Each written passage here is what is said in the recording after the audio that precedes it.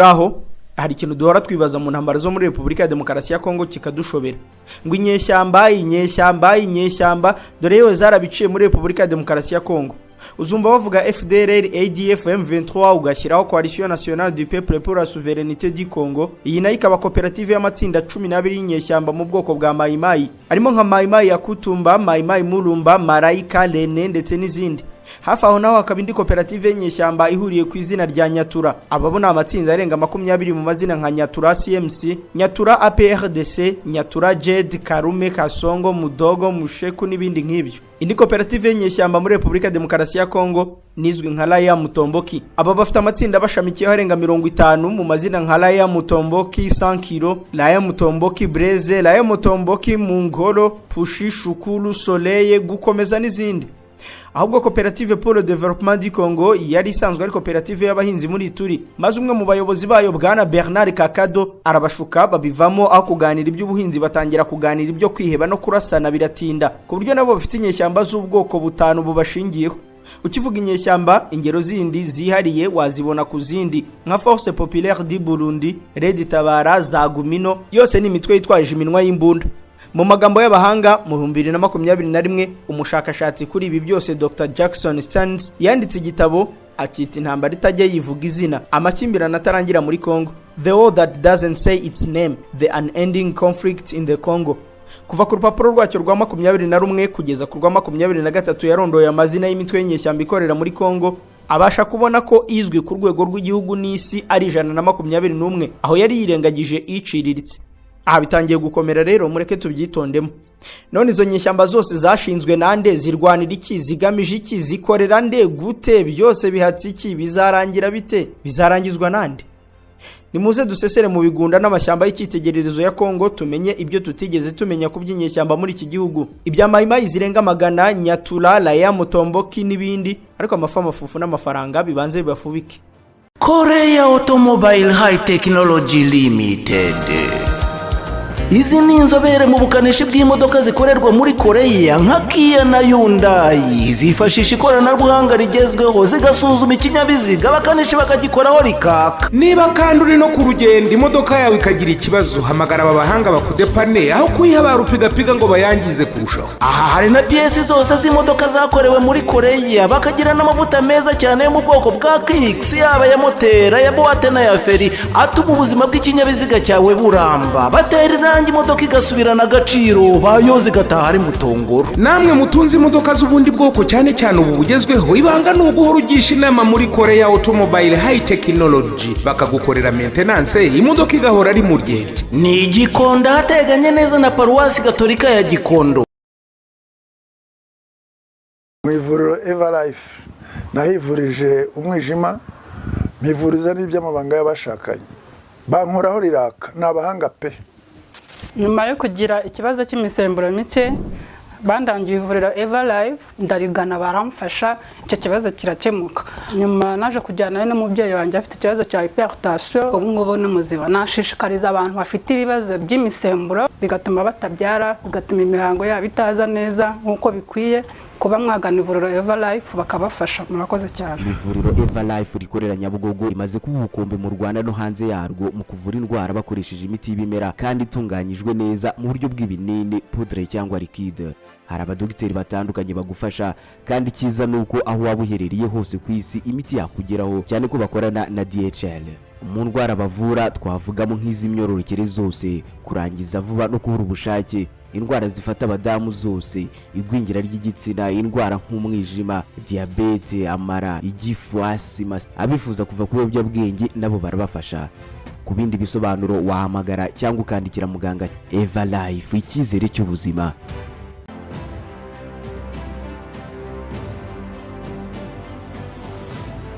Mureke dutangire gutya. Ubutaka bwo mu majyaruguru ashyira uburasirazuba bwa Kongo ni bwiza buhebuje kandi burakungahaye cyane, ariko abaturage bahatuye baratindahaye bikomeye kandi bahora mu cyoba cyo guterwa n'imitwe yitwaje intwaro ihabarizwa. Imitwe irenga 120 imaze ibinyacumi bibiri birenga ikorera kuri ubu butaka bwa Kongo buherereye ku mipaka yo mu majyaruguru ya Sudani y'Epfo, Ubugande n'u Rwanda. kugira ngo tuze kubyumva neza tudasobwa mureke tubisemure gutya. Ubundi nk'uko Dr. Jason Sens na Dr. Christopher Vogel babyemeje muri The Landscape of Armed Groups in the Eastern Congo, ngo imitwe yitwaje intwaro muri Repubulika ya Demokarasi ya Kongo wayigabanyamo ibice bine. Ubyumve neza. Igice cya mbere hari imitwe iri muri Kongo irwanya leta ya Kongo ikemeza ko rwose iharanira gukuraho leta ya Kongo cyangwa bakagirana ubwumvikane nayo. Aha twatanga urugero rwa Mouvement du 23 Mars M23. Igice cya kabiri hari imitwe iri muri Kongo ivuga ko irwanira kurinda ibice ubutaka n'amabuye y'agaciro ya Kongo. Aha tugatanga urugero rwa Nduma Defense of Congo, abandi bayimenye nka Maimai Sheka. Ababihanduza cumu bo mu bwoko bw'abanyanga bayoborwa na Ntabo Tamberi Sheka, bo bemeza rwose ko bashamadukiye kurinda ibirombe by'amabuye y'agaciro byo muri Warikari. Muri iki cyiciro ni naho habarizwa Maimai ya Kutumba iyoborwa na General ya Kutumba. Ibi bya Maimai byo turabisobanukirwa nyuma. Igice cya gatatu habarizwamo imitwe iri muri Repubulika ya Demokarasi ya Kongo mu rwego rwo kwifashisha amashyamba yaho n'ubutunzi bwaho ngo babone akabaraga biyegeranye maze batere leta z'ibindi bihugu. Mu ngero tuziranyeho twavuga FDLR irwanya leta y'u Rwanda kuva mu 1996 kugeza none, hakaba Allied Democratic Forces ADF na Lord Resistance Army RRA barwanya leta ya Uganda. Ntibibagirwe kandi na Red Tabara na Force Populaire du Burundi, abo nabo bakemeza ko bagambiriye kubohora Burundi bahiri ku butegetsi bwa Gitega. Ikindi gice rero ni imitwe iriyo igamije gusahurira leta z'ibihugu bikomeye ndetse n'abategetsi ba Kongo cyangwa ubwabo kwisahurira. Aha twavuga nka CCD Katanga cyangwa Maimai Kata Katanga n'umutwe wa GDO Kyungumuta. Ibi nabyo bikaba byagusaba kumva ko iriya mitwe yindi nayo ishobora gukora mu buryo nk'ubwo. Aha Dr. Jason Stearns na Dr. Christopher Vogel badusaba kongera kubyitondamo kuko iyo yose igabanyije mu bice bine nanone yashyirwa mu dutebo tubiri dutandukanye. Hari imitwe yitwa inyeshyamba cyangwa imitwe yitwaje intwaro ibizwi nka groupe armée cyangwa armed groups. Ibikorwa by'imitwe nk'iyi bakavuga ko biba bifite ubukana bwo hasi kuko itagendera no ku mahame nk'ay'idini cyangwa itarashyizwe ku rutonde rw'imitwe y'iterabwoba. Igice kindi cy'imitwe iri muri Repubulika ya Demokarasi ya Kongo niyo yitwa iterabwoba. Harimo umutwe wa Allied Democratic Forces ADF igendera ku mahame ya Kisilamu, ikanifuza ko yashinga mu gihugu cya Uganda. Ishinjwa gukorana na Al-Shabaab na Islamic State. Undi mutwe nawo ni Lord Resistance Army. Uyu wo waciye agahigo ko ku mutwe wiswe uw'ibyihe bugendera ku mahame ya Gikristo ngo ukabugambiriye kugira igihugu cya Uganda paradizo igendera ku mategeko 10 y'Imana. Mu bagabo nka Joseph Kony n'umwihanduza cumukazi Alice Lakwena bose batangiriye mu majyaruguru ya Uganda. Umugambi umwe ari uwo. Aho rero iyo mitwe isa nkaho ariyo yonyine irwanira muri Repubulika ya Demokarasi ya Kongo ibarizwa muri icyo cyiciro. Iyindi yose ikabarizwa mu nyeshyamba n'imitwe yitwaje intwaro, gusa nayo icishamo igakora ibikorwa abandi biti by'iterabwoba. Inyeshyamba kuki muri Repubulika ya Demokarasi ya Kongo hari inyeshyamba nyinshi? Iyo uvuze inyeshyamba humvikanamo ijambo ishyamba. Repubulika ya Demokarasi ya Kongo ni igihugu nyine cy'amashyamba menshi ku buso bwa kilometero kare 2,345 na 95. Igice kinini kikaba kigizwe n'ibihuru, ibigunda, amashyamba kimeza n'ibice binini cyane by'ikidaturwa ku buryo byoroshye kubona ubutaka bungana nk'intara imwe y'u Rwanda butagira ubugenzura. Ayo mashyamba rero n'inyeshyamba bikaba amahwi. Ishyamba rya Virunga ni imwe muri pariki ikuze cyane muri Afurika, rikaba ubuturo n'icyanya cy'ingagi, gusa si zo zonyine zituye rwagati muri iri shyamba. Ryabaye ubwisho bw'inyeshyamba nyinshi zitinyitse cyane muri aka gace. Indi mpamvu ituma muri iki gihugu ariho hantu heza ku isi ho gushinga umutwe w'inyeshyamba nuko muri ayo mashyamba harunzemo iby'agaciro isi yose ikeneye. Ndavuga amabuye y'agaciro hajojoba, hakiyongeraho ibiribwa biboneka mu buryo butagoranye kuko abaturage baturiye ibyaro beza umusaruro urenze cyane uwo bakenera kandi nta buryo bwo kuwugeza ku masoko. Birashoboka ko ni nayo mpamvu nyuma yo gutsindwa ingabo za FARC zari za leta ya Habyarimana zahisemo guhungira muri ibi bice bakanashinga ibirindiro aho banashinze umutwe w'inyeshyamba wamenyekanye nka FDLR. Ubwo ukaba umutwe tugiye guheraho mu nkuru y'imitwe y'inyeshyamba zibarizwa muri Repubulika ya Demokarasi ya Kongo.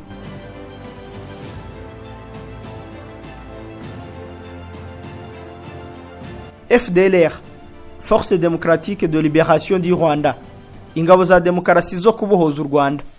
Nkuko uzabisanga ku rupapuro rwa 6 rw'inyandiko y'ubushakashatsi ya International Crisis Group bahaye umutwe Rwandan Hutu Rebels in the Congo, a new approach to disarmament and reintegration yo ku itariki ya 23 Gicurasi mu 2003, ngo FDLR yavukiye muri Kivu y'Amajyaruguru mu gace ka Masisi ku itariki ya 30 z'ukwa 9 2000 nyuma yo kwihuza kw'imitwe ibiri, uwitwa Armée de Libération du Rwanda ARIR na Resistance Coordination Committee. Ibi nabyo byabaye mu nkuru yindi nkuko bigaragara muri iyi nyandiko. Ngo nyuma ya jenoside yakorewe abatutsi n'urugamba rwo kubohora igihugu hagati y'ingabo za Habyarimana, Forces Armées Rwandaises FARC na RPA, Rwanda Patriotic Army mu 1994 rwarangiye RPA itsinze FAR. Ngo ingabo zahoze muri FAR higanjemo n'abakoze jenoside yakorewe abatutsi zahungiye ku bwinshi muri Repubulika ya Demokarasi ya Kongo, ariko izindi zerekeza muri Congo Brazzaville, Angola, muri Zimbabwe, muri Zambia, muri Malawi, Mozambique ndetse n'ahandi. Izari zahungiye muri Repubulika ya Demokarasi ya Kongo byageze mu 1996 ziremamo umutwe witwaje intwaro zise Armée de Libération du Rwanda ALIR. Zari ingabo zigera ku 20,000 ziyobowe na General Paul Rwarakabije. Icyo gihe zagerageje kugaruka ku gatuza mu Rwanda mu ntambara bacakirana na RPA mu bice by'uburengerazuba n'amajyaruguru y'u Rwanda, gusa ziratsindwa zisubira muri Repubulika ya Demokarasi ya Kongo. Hagati mu 1998 ubwo Perezida Desire Kabila yarakiri mu ntambara n'u Rwanda na Uganda iyiswe ya kabiri ya Kongo, basirikare ba FAR bari barahungiye mu bindi bice birimo Angola, Congo Brazzaville n'ahandi, bashishikarijwe kujya muri Kongo ngo bafashe Kabila muri iriya ntambara mu masezerano uzumva yiswe Gentleman Agreement. Abo rero bagarutse nibo bashinze undi mutwe w'inyeshyamba wiswe Resistance Coordination Committee. Aba babanje kwanga kwihuza na ALIR bashinjaga kugirwa n'abajenosideri gusa, ariko bigeze mu kwa gatanu k'umwaka wa 2000 baza kumvikana mu buhuza bwa leta ya Desire Kabila, ari nabwo mu kwezi kwa 9 ku itariki 30 y'ibihumbi 2000 bidasubirwaho basenyaga byose barema FDLR yahise iyoborwa na General Paul Rwarakabije. Intego yari yo kugaruka mu Rwanda ku mbaraga z'umunwa w'imbunda bagakuraho RPA. Ibintu byagiye bibananira buri uko bagiye babigerageza, ahubwo nabo bwabo baje kunaniranwa. Mu bushakashatsi bukorwa na Kivu Security Tracker mu 2018 na 2019 bemeje ko FDLR yagiye icikamo ibice akavukamo yitwa FDLR The Forces Combatants abacunguzi, ihitiba FDLR Foka hari mu 2003. Abayishinze bavuze ko ari ukwiyomora kubakoze jenoside yakorewe abatutsi bari n'abayobozi babo. Abayobozi ba FDLR Foka nabo baje kutumvikana mu 2007 maze Jean Damascene Ndibabaje bakundaga guhimba Musara tarapfa ashinga icyitwa Rudurunana, ashima utuduce twabwisha na bwito muri Rucuru, avuga ko nabashinze ubwami bwe FDLR Soki nyuma y'ibitero bya Umoja Wetu na Amani Leo Rucuru. Mu magambo avunaguye FDLR yaba Foka, Rudurunana n'ibindi bishobora kuvukamo bafatwa nk'abasirikare ba FAR bahungiye mu mashyamba ya Kongo. Leta y'u Rwanda ikabashinja gusiga bakoze jenoside yakorewe abatutsi, gusa bikemezwa ko hari n'izindi nyeshyamba z'abanyarwanda nk'uko byagaragaye mu manza za Karikse Sankara na Paul Rusesabagina, ngo inyeshyamba zitwa National Liberation Front FLN z'ishyaka rya Party of Democracy in Rwanda ihumure zakoraga ibikorwa byo guhungabanya umutekano mu Rwanda zivuye mu mashyamba ya Kongo no mu Burundi. Ubwo tuvuze Burundi reka tunyure no ku nyeshyamba zirwanya u Burundi zibarizwa mu mashyamba ya Kongo di.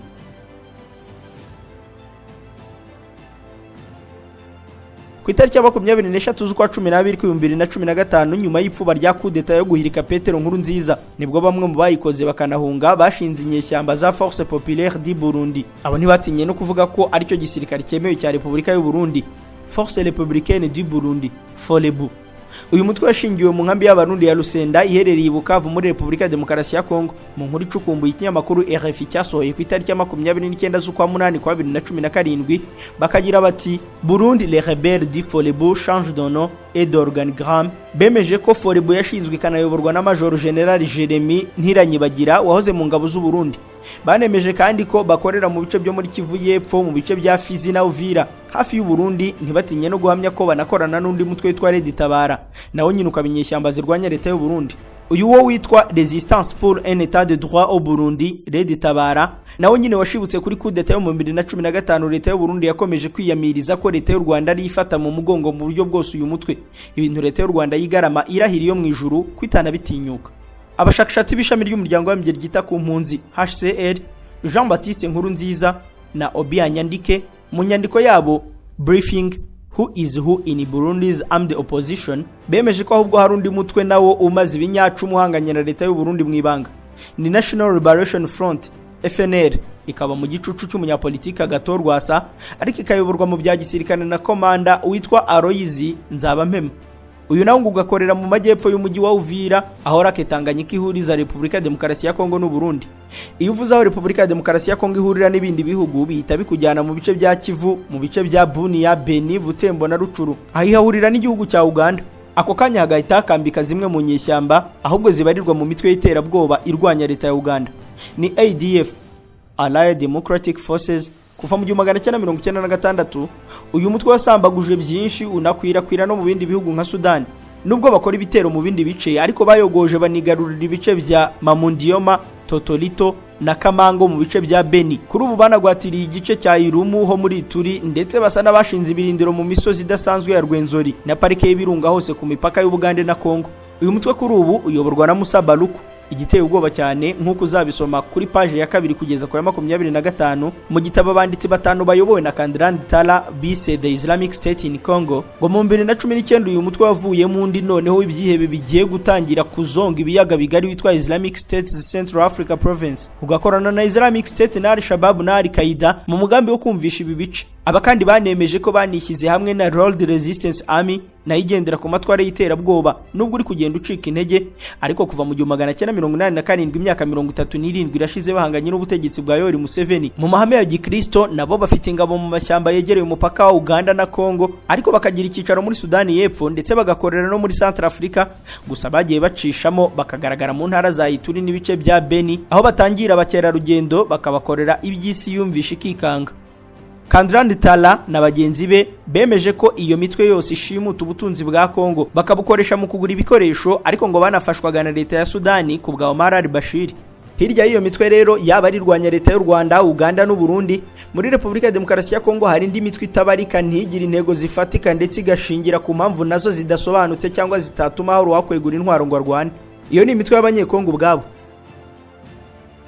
Iyo ukivuga imitwe y'abanyekongo buri wese abanza kumva icyitwa Mayimayi. Ubundi Mayimayi ntago ari umutwe umwe, ahubwo n'izina benshi bashinga imitwe yitwaje intwaro muri Repubulika ya Demokarasi ya Kongo biyitirira. Niba witwa Patrice ugashinga umutwe uri umukongomani cyangwa undi wiyambitse urwo ruhu agahita agira ati umutwe wanjye ni Mayimayi Patrice. Impamvu imitwe myinshi yishyiraho iryo zina nuko barishingira ku mitekerereze yibukwa ku kwivumbura kw'Abanyatanzania mu gihe cy'ubukoroni kuva mu 1905 kugeza 1907, aho Abanyatanzania n'imyumvire idasanzwe bizeye ko bagiye guhangana n'abakoroni babo b'Abadage bari bafite imbunda, bo bafite imiheto n'amacumu, ariko bakizera ko bazabatsinda bifashishije amazi y'umugezi wa Rufiji nk'uko umuyobozi wabo Kinjikitile Gwale yabashukaga. Niyo mpamvu icyo gihe biyise Maji Rebellion, Maji bikavuga amazi. Bitekerezwa ko mu bisa n'iyo mitekerereze ariho bamwe mu bakongomani bakuye uwo muvuno wo gushinga Mayimayi. Bo bemeza ko iyi mitwe yabigamije kurwanya indi mitwe yaje kubasagarira no kubiba ibyabo. Abandi rero bo bakemeza ko bashinze Mayimayi ngo barinde igihugu cyabo ibihugu by'amahanga bishaka kubaciramo igihugu no kubasahura. Kuko Mayimayi zose rero tutazirondora, reka tubisobanure gutya. Mayimayi za mbere zibarizwa mu cyiciro tubonye bita ko kigamije kurwanya imitwe y'amahanga ibahohotera. Aha hagashyirwa mu majwi ADF na FDLR twabonye. Mayimayi zamenyekanye muri iki cyiciro harimo Mayimayi Mazembe, yitiriwe ikipe ya Tupisa Mazembe yo muri Katanga kwa Moise Katumbi. Uyu mutwe washinzwe hagati ya 2016 na 2017 nawe ukemeza ko ubereyeho kurinda ubwoko bw'abakobo n'igice gito cy'abanande ngo bakomeje guhohoterwa n'indi mitwe babasahura utwabo mu bice bya Walikari.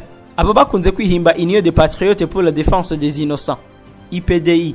Izi nyeshyamba zafashe igice cyose cy'amajyepfo ya Rubero bakigira igihugu cyabo, bakagira inyeshyamba zahahamuye benshi muri ibyo bice mu mazina nka Ruberi Kasheke, Kitete Bushu, Kabido n'uwitwa Safari, atari wa wundi wagaraguye ushinzwe umutekano mu bihe byashize amwavuze ngo Safari nyubaha.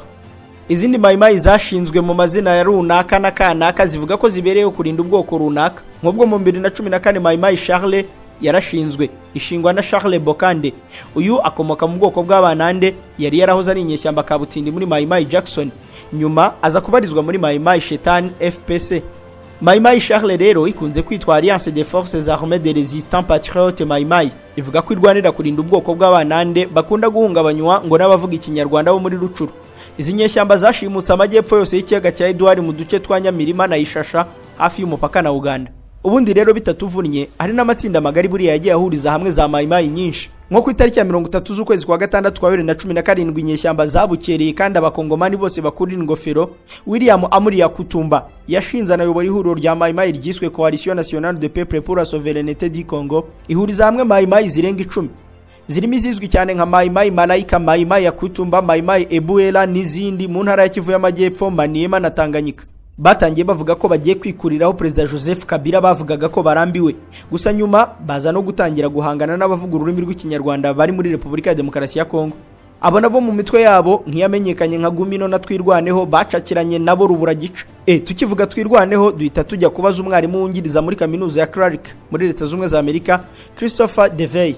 uyu ejo bundi ku itariki ya 28 z'ukwa munani kwa 2023 yafashe umwanya we yandika kuri Twirwaneho mu nyandiko DRC Rising Twirwaneho Rebel Group highlights the unending volatility of the country's east, maze rwose yemeza ko uyu mutwe nawo ari inyeshyamba ariko zishingiye ku bwoko bw'abanyamurenge bavuga ko nabo bagomba kwirwanaho kuko kuva kera bakomeje kugirwa ifundi igira ibivuzo maze haduka umugabo witwa Michel Makanika abahuriza hamwe maze kuva mu 2019 batangira kumenyekana cyane nk'itsinda ryo kurwana n'uwo ari we wese uzabacokoza. Aba nabo bakorera mu bice bya Kivu cyane muri Kivu y'Amajyepfo n'ubundi habarizwa ubwoko bw'abanyamurenge ku bwinshi. Uyu mushakashatsi yanavuze ko Twirwaneho hari muri umuna wa Gumino kuko yo ngo imaze ibinyacumi byinshi, ahubwo ngo yanafashije RPF mu rugamba rwo kubohora igihugu binyuze mu bushobozi bw'amafaranga n'imbaraga z'umubiri, agasoza hamya ko Gumino na Twirwaneho byose bishingiye ku banyamurenge no guhangana n'agaciro kabo. Tutarava ku kibazo cya Maimai, ntimwumve ko Maimai zonyine ari zibarizwa muri Coalition Nationale du Peuple pour la Souveraineté du Congo, kuko hari izindi Maimai mu bice byose bya Kivu zombi, muri Katanga no mu bice by'intara ya Tanganyika. Ubundi ni mu burasirazuba bwose bwa Kongo hanyanyagiye za Maimai. Nk'ubwo hari nka Maimai Shoshi, Maimai Rushaba, Maimai Nyerere, Maimai Ninja, Maimai Mupekenya, Maimai Mbulu, Maimai Kashumba, Maimai Kala n'izindi nyinshi tutabasha kurondora, ahubwo turashakira ibisobanuro rusange mu kanya.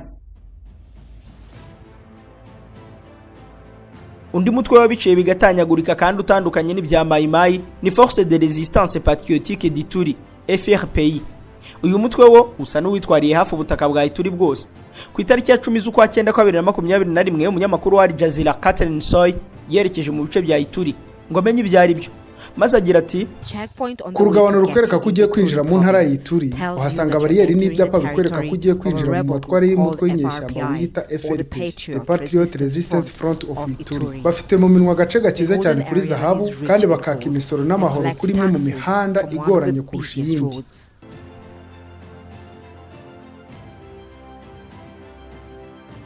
Kuva mu 2002 izi nyeshyamba zivuga ko zikomoka mu bwoko bw'abangiti zikagira diplomasi ihambaye kuko zabashije gukorana n'ingabo za Uganda kandi zikagirana ubufatanye n'ibihugu byinshi by'amahanga nk'uko umushakashatsi Elisa Buchanan yabyemeje mu 2015 mu nkuru icukumbuye Battle for Control of the DRC Who are the Front for Patriotic Resistance in Ituri. Ntiyabuze no kuvuga ko uyu mutwe ushobora kuba ari igicupuri cy'ibihugu n'ubusahuzi bw'izahabu n'ubundi butunzi nk'uko nawe wahita ubyumva. Undi mutwe nawo wihariye ukwawo ni Nyatura. Iyi nayo neza igenda mu mujyi wa Maimai kuko nawo usanga hari imitwe irenga 100 ishingiye ku izina Nyatura. Hakaba abashakashatsi bemeza ko nayo yashinzwe ngo ihangane n'abanyamurenge. Abandi bakemeza ko Nyatura ari amatsinda akomeye cyane afatanya na FDLR mu bikorwa ibyo ari byo byose. Inyeshyamba za Nyatura zibarizwa cyane mu bice bya Masisi na Rucuru. Nyatura bikava ku ijambo kunyatura, byavuga nko gukubita ubabaza. Aho rero ngo bafatanya na FDLR ngo bakubite bababaza abanyamurenge. Ubwo bufatanye rero bukagendana n'izindi nyeshyamba nazo zizwi mu itsinda rya Alliance des Patriotes pour un Congo Libre et Souverain APCLS. Aho kuva mu 2010 zinyeshyamba zizwi cyane mu bice bya Masisi ndetse nazo zikaba zifite imbaraga zidasanzwe kuko zibitseho igikoresho kidasanzwe. Tracking Terrorism yemeza ko bangana urunuka n'ubwoko bw'abanyamurenge kuko bo bakomoka mu bwoko bw'abahunde bemeza ko ari nabo barinda. Tracking Terrorism kandi yemeza ko uyu mutwe ubaho n'indi mitwe ku buryo usa nkaho ariwe chef wa Maimai zose ukayoborwa na Janvier Buingo Kalili wita General Janvier. Uramutse ukomeje urugendo rwo kuvuga kuri buri nyeshyamba wagwa ruhinga nyuma, ahubwo ugomba kumenya ko iyi mitwe ubwayo igirana amakimbirane adasanzwe bapfa imari namwe muzi cyangwa bagapfa imbago zaho umwe ayobora, nk'ubwo mu gace ka Unyakiri no mu majyepfo ya Warikare bizwi ko hahora gushambaguzanya hagati nyeshyamba zizwi nka Raya Mutomboki na Maimai Kifuafua. Iyi Raya Mutomboki naryo ni itsinda ry'imitwe itabarika inafite n'indimi nyinshi yikuraho izina nk'uko kuri Maimai bigenda. Mu magambo make, mu 2005 nibwo yashinzwe ishingwa na Pastor Jean Musumbu, umusirikare mu gisirikare cya Repubulika ya Demokarasi ya Kongo wigaragambije akavuga ko abaturage bari kwicwa n'imitwe irimo FDLR yakunze gushyira mu majwi, nuko atangira avuga ko abaturage bagomba gusara bagasizora birukanka niyo mitwe. Ni naho havuye izina Raya Mutomboki, bikaba igiswahili cyasemurwa ngo umuturage warakaye agasizora, un citoyen colère, mbega nyine umuturage watombotse. Ku itariki ya 5 z'ukwa mbere kwa 2019 Human Rights Watch yemeje ko abayobozi ba Raya Mutomboki bagize uruhare mu kuyobya, kwica no kwangiza amatora. Uyu ni umutwe wayogoje agace ka Lubira ho muri Kivu y'Amajyepfo mu bihanduza cumu, bakaba n'abayobozi bagiye basimburana nka Jean Musumbu, Paul Ngumbi wa Ngozi na Isaac Chilambiza. ni mu gihe Mai Kifuafua nazo ari inyeshyamba zishesha kanguye kuko zashinzwe nyuma gato ya jenoside yakorewe abatutsi mu 1994 ubwo fari n'impunzi bisangaga muri Kongo. Ishingwa n'ubwoko bw'abatembo nabo bagambiriye kurinda utwabo ngo twari turi gusahurwa nabo bavantara bari baje babasanga. Niko kwiyita Kifuafua byasemurwa nk'abanyagatuza. Kifua na gatuza. Nyamara abanyagatuza bagiye bakorana na bariya biyitaga barakare Raya Mutomboki gusa nyuma bakaza gusubiranamo. Uko guhangana hagati yabo nako guherutse guhagarara, noneho Mai Nyatura, Raya Mutomboki n'andi matsinda arenga 100 nk'uko umunyamakuru wa Le Monde Colari Pierre uri muri Kongo aherutse kubyemeza, bahuriza ku gitekerezo bise ko ari cyo gukunda igihugu, wazalendo. Iryo rikaba ijambo ry'igiswahili rivuga gukunda igihugu, patriote. Aba wazalendo rero ngo bambariye kurwana n'undi mutwe nawo witwaje intwaro M23.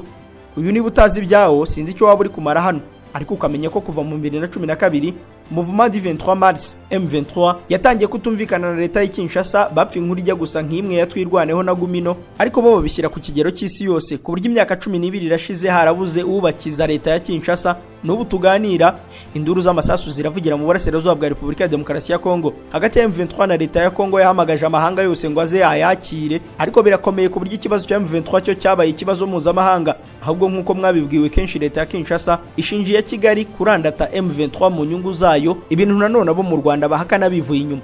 Mu bagabo nka Sultani Makenga, Bertrand Bisimwa, Wiringoma, M23 ni inyeshyamba zifite ubushobozi bwihariye, igakorera mu bice byose byo mu burasirazuba bwa Kongo, igacishamo igafata aho ikeneye hose cyangwa ikaharikura. Yigeze no kugwatira umujyi wa Goma. Ibya M23 byo ntitwabitindaho kuko uwo ari we wese yabikubwira, ahubwo dore icyo batakubwira. Iyi mitwe yose twabonye n'indi myinshi tutabasha kurondora yihisha nyirihe banga tutazi. Banza wumva kakana. Ku itariki ya 10 z'ukwa gatandatu ku 2021 hari abashakashatsi guturuka mu bihugu by'Ubwongereza, Ububiligi, Kenya, Colombia na Benin bayobowe n'umufaransa Virginie Monchi bashyize hanze ubushakashatsi bw'impapuro 358. Nyuma yo kumara igihe kinini muri Kongo, ku rupapuro rwa 16 rw'inyandiko yabo berekanye ukuntu abasirikare bakomeye n'igisirikare muri rusange cya Kongo FARDC gikorana n'imitwe yitwaje intwaro muri Kongo mu buryo bwo gusahura igihugu cyabo. Abatanze urugero rw'ibirombe bya zahabu bikomeye byitwa Matungu Mines muri Warikare ngo rejima y'ibihumbi 344 muri FARDC yifashishije umutwe w'inyeshyamba zitwa Nduma Defense du Congo Renové Bwira zayoborwaga na Gilbert Bwira, nuko zishimuta biriya birombe by'akataraboneka nyuma yo kubyambura undi mutwe w'inyeshyamba wabigenzuraga witwa Nduma Defense du Congo Renové Guidon yayoborwaga na Guidon Shimira Imwisa, kandi iyi mitwe yombi yari isanzwe mu ihuriro rimwe rya Nduma Defense du Congo Renové, ariko FARDC irabateranya kugira ngo abasirikare bakomeye babibonemo inyungu.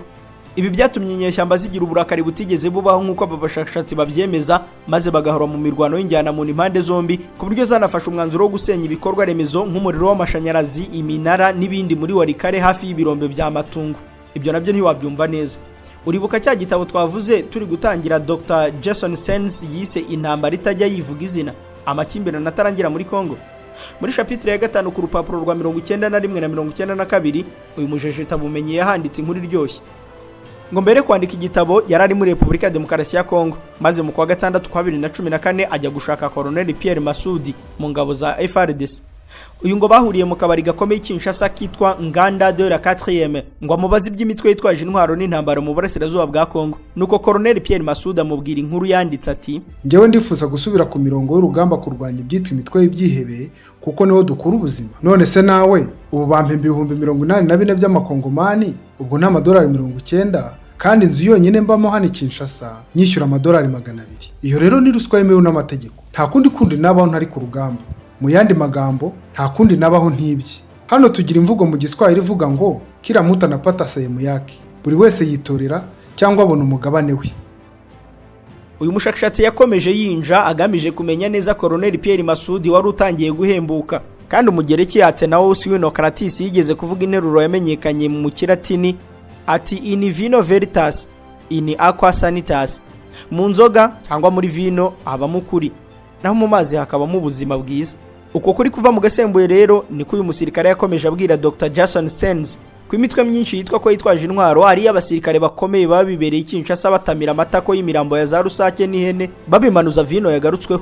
Iyi mitwe ngo bayishinga bagambiriye kwisahurira amabuye y'agaciro, nuko bakikorera za diro n'ibigo mvamahanga bikenera ubwo butunzi. ariko byumve ko atari abasirikare bashinga imitwe yitwaje intwaro gusa, kuko nawe ubishaka mu izina ryawe bwite wagenda ugashinga umutwe ukawita uko ubyumva. Ahubwo umuntu wese ubashije kugira icyo ageraho muri Kongo, akagira ubutunzi, ubumenyi cyangwa kandi kabaraga, nawe abyigaho neza agahita ashinga inyeshyamba, akikatira igice cy'ubutaka aho akacyitahe, uhamuteye bagakizwa n'iminwa y'imbunda ihita iba n'umucamanza wemeza niba koko ubwo butaka ari ubwe cyangwa atari ubwe. Aho urugero rwashakirwa ku mugabo witwa Muhawe n'Imana Bunombe. Uyu abaturage bo mu cyaro cya Nyanzare mu burengerazuba bwa Rucuru bamumenye nka John Love, ariko akaba ari incabwenge muri bake bagize icyo bazi kuri mudasobwa muri ibyo bice bituwe n'abatazi iby'ikoranabuhanga. Uyu rero yadukanye ubwo bumenyi, yigwizaho za mudasobwa n'uburyo bwo kuzikoresha, maze imitwe yose itangira kumwifashisha mu kubavungurira kuri ubwo bumenyi, cyane cyane FDLR. Nawe rero yabikuyemo akayabo, maze mu 2016 avuga ko yabitekerejeho neza, akaba ashinze igisirikare cye bwite akita Nyatura John Love. Atangirira ku nyeshyamba 100, ahita anafata igice cya Muriki aho muri Rucuru, yemeza ko na perezida wa Kongo yaba ari ubuso bwa Muriki akabukura mu byo yita ko ategeka. Uyu yaje no kwiyunga ku wundi mutwe nawo witwa Nyatura FPS guturuka kuri Dominique Ndaruhutse. Bashinga inyeshyamba kuri ubu zihaha mu ruzumvise wese, ku buryo banirukanye ya mayimayi yitwa Mazembe mu gice cya Bwito.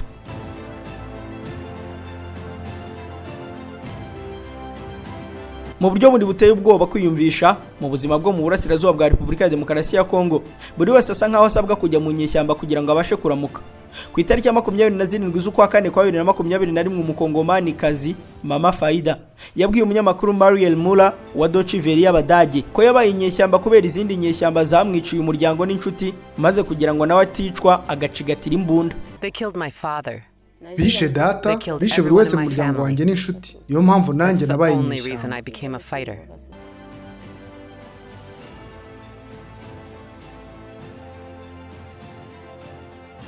Wahita wibaza ngo none ingabo za MONUSCO ziba zirihe ko zoherejweyo ngo ibyo bitabo? Nuko Mariel Mura akakubwira ati, kugeza ubu ingabo z'umuryango w'abibumbye zananiwe gucungera no kuzana umutekano, ku buryo ingabo 18,000 guturuka mu bihugu 50 zisa n'izidafite gahunda mpamo, zifite ibikoresho bifutamye, abandi nta myitozo bafite, yewe nta n'ubumenyi mu byo kugarura amahoro. Abaturage muri ibi bice barashaririwe cyane ku buryo bashinja ingabo z'umuryango w'abibumbye kubisahurana birajwe inshinga n'umutekano wabyo gusa. Ubu bakongomani benshi nta cyizere na busa bafitiye izi ngabo z'umuryango w'abibumbye.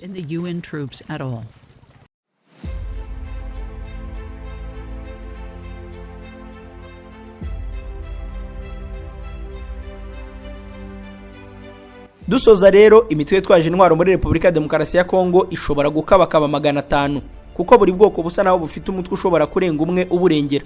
Ibihugu by'amahanga bifite inyungu muri Repubulika ya Demokarasi ya Kongo nabyo bishinga indi yo kurengera ubukungu bwabyo. Abasirikare n'ibigo bikomeye nabo bikabuko, umukongomani ugize akabaraga nawe agashinga inyeshyamba ze, byose kubera impamvu zirimo gusahura imitungo ya Kongo yabaye nk'iy'umupfakazi utifite, kuko abayobozi bose bayoboye iki gihugu basa nabibereye abayobozi ba Kinshasa gusa, ahandi yasigaye akayoborwa n'abandi babishatse cyangwa bafite agatuza.